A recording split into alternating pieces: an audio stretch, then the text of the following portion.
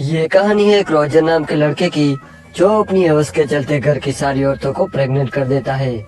इस काम को वो कैसे अंजाम देता है, ये देख के आपको मजा ही आ जाएगा। हेलो दोस्तों, आज हम जिस मूवी को एक्सप्लेन करने वाले हैं, उस मूवी का नाम है what every French woman want, जो 1986 में रिलीज हुई थी। मूवी की शुरुआत में हम रोजर को देखते हैं, जो अपने स्कूल की छुट्टियों में घर आ रहा होता है और उसे लेने के लिए उस घर की मेड मिस लपित आई हुई थी। जब वो उसे बच्चा समझकर इग्नोर कर देती है। घर आकर रोजर अपनी माँ से मिलता है, लेकिन तभी उसकी मॉम की नजर रोजर की पैंट पर पड़ती है और कहती है कि तुम्हारी पैंट गीली क्यों है। दरअसल रोजर मेड के संतरे देखकर कुछ ज्यादा ही जोश में आ गया था, जिसकी वजह से उसका ये हाल मार्गरेट आती है और कहती है कि इस एज में ऐसा होता रहता है। आगे रोजर अपनी बहन से मिलता है, जिसका नाम बर्था होता है। रोजर और बर्था की आपस में बहुत बनती थी, इसलिए एक दिन बर्था रोजर को जंगल में घुमाने ले जाती है। तभी उन्हें घर की मेड लपिता मिलती है और उनसे बातें करती है। रोजर जब झाड़ियों में देखता है तो वहाँ घर की मेड अर्सल किसी के साथ अपनी हवस पूरी कर रही होती है। वो मेड रोजर को देख लेती है और उसके सामने मुस्कुराने लगती है। रोजर ये सब देख के वहाँ से भाग जाता है। फिर रात को रोजर जब अपने कमरे में होता है, तब उसे बाहर कुछ आवाज सुनाई देती है।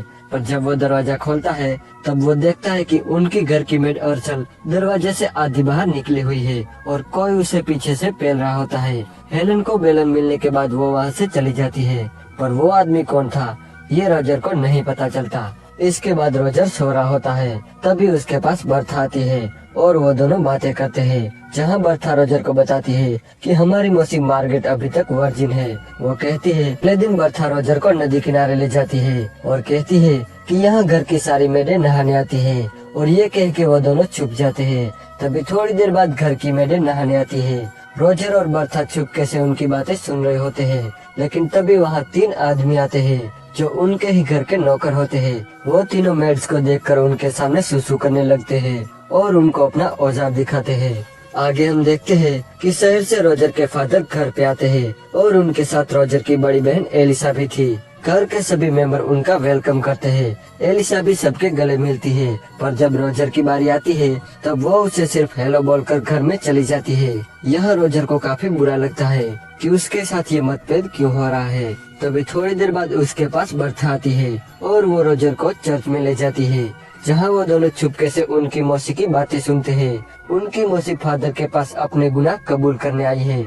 मार्गरेट अपने गुनाह कबूल करते हुए कहती है कि मुझसे एक बहुत बड़ा पाप हो गया है। वो कहती है कि जब से रोजर घर पे आया है, तब से मैं उसे प्यार करने लगी हूँ, और ये भी कहती है कि रोजर मेरे सपनों में आता है और मैं उसके साथ इंटीमेट होती हूँ। मार्गरेट की ये सारी बातें रोजर सुन रहा होता है और ये सुनकर रोजर बहुत ही खुश हो जाता है।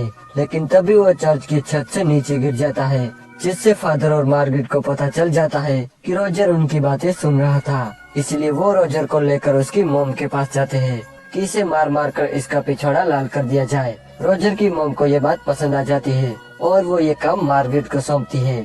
मार्गरेट रोजर को मार मार के उसका पिछवाड़ा लाल कर देती है। अब रोजर बिस्तर पे उल्टा होकर सो रहा था, पर तभी उसे कप बजने की आवाज सुनाई देती है। जब वो अपने रूम से बाहर जाके देखता है तो इस बार भी हेलन दरवाजे पर अटकी हुई थी और कोई पीछे से हेलन को बेलन दे रहा था। हेलन का काम हो जाने के बाद वो वहाँ से चली जाती है, पर रोजर को अभी भी नहीं पता था कि आखिर वो बंदा है कौन जो सरेआम हेलन को पेल रहा था। थोड़ी देर बाद रोजर के पास अर्सल आती है और वो रोजर से कहती है कि अगर तुम्हारे पिछवाड़े में दर्द हो तो मैं क्रीम लगा दूं। इस पर रोजर मना कर देता है। रोजर अर्सल से पूछता है कि आखिर वो बंदा है कौन जो सरेआम हेलन की पुंगी बजा रहा था। तब हेलन कहती है कि ये हम मेड का सीक्रेट है, और ये कह के वो वहाँ से चली जाती है। फिर आ रहे होते हैं। फिर थोड़ी देर बाद रोजर को एक किताब मिलती है, जिसमें बहुत सारी हवस भरी कहानियाँ थी। रोजर उस किताब को छुपा कर ले जाता है और एक अस्तबल में जाके पढ़ने लगता है, लेकिन फिर रोजर छुप जाता है। पर तभी वहाँ हेलन भी मुर्गियों को दाना डालने आती है। नौकर उसे देखकर उसके पास जाता है और उसे विंडो में फंसा देता है और बाहर जाके हेलन को बेलन देता है। बेलन के पड़ते ही हेलन चिल्लाने लगती है, इसलिए रोजर उसकी हेल्प करने जाता है, पर हेलन उसकी हेल्प लेने से मना कर देती है क्योंकि उसे भी अब मर। फिर थोड़ी देर बाद एलिस अपने कमरे में आती है और उस बुक को ओपन करती है, पर गंदी फोटो देखकर वो शर्माने लगती है और उस बुक को छुपाकर बाहर जाके अकेले में पढ़ने लगती है।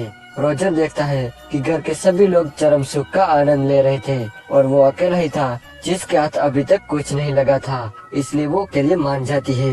अब जब वो करने ही वाले होते हैं, लेकिन तभी घर की एक मेड आ जाती है जिसे देखकर रोजर वहाँ से भाग जाता है। अब यहाँ भी रोजर को कुछ नहीं मिलता, इसलिए अब उसे मिस लपीटे का ख्याल आता है और वो उनके पास जाता है और पीछे से उन पे हमला कर देता है। पहले तो मिस लपीटे उसे मना कर देती है, पर बाद में वो भी मान जाती है।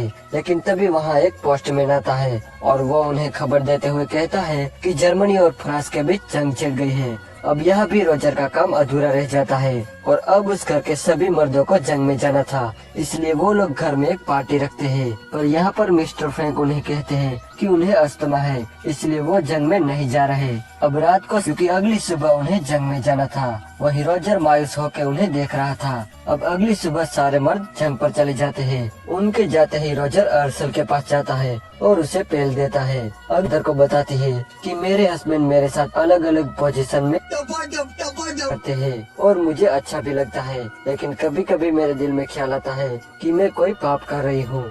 ये सुनकर चर्च का पादरी उन्हें कहता है कि तुम अपने पति के साथ कुछ भी कर सकती हो और इसमें कोई पाप भी नहीं है। अगले सीन में हम घर की एक मेड केट को देखते हैं जो नदी किनारे बैठी होती है।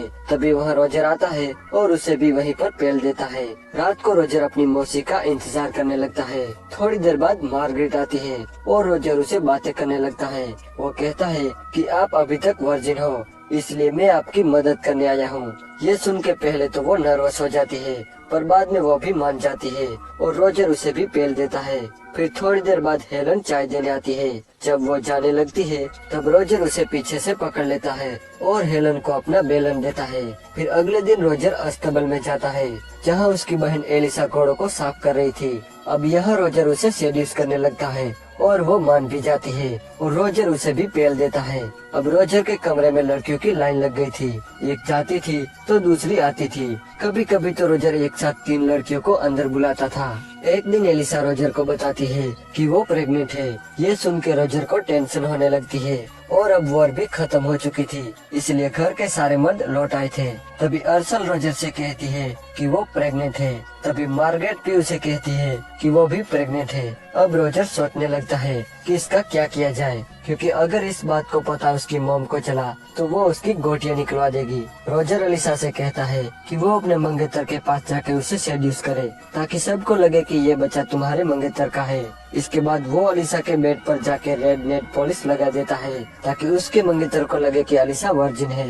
अब रोजर मार्गरेट के पास जाता है और उसे कहता है कि वो मिस्टर फ्रैंक से अपनी पुंगी बजवाए ताकि उन्हें लगे कि ये बच्चा उनका है। और अर्सल तो गांव के एक आदमी से शादी कर लेती है। इसके बाद तीनों औरतों की शादी हो जाती है और उसी रात एक बार फिर से रोजर हेलन को अपना बेलन देता है। हॉस्टल जाते टाइम हेलन उसे कहती है कि वो भी प्रेग्नेंट है, तो रोजर कहता है कि तुम्हारे लिए भी कोई आदमी ढूंढना होगा।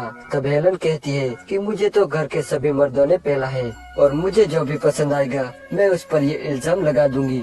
और यहीं पर यह मूवी एंड हो जाती है। दोस्तों, अगर आपको ये वीडियो अच्छा लगा तो प्लीज इस वीडियो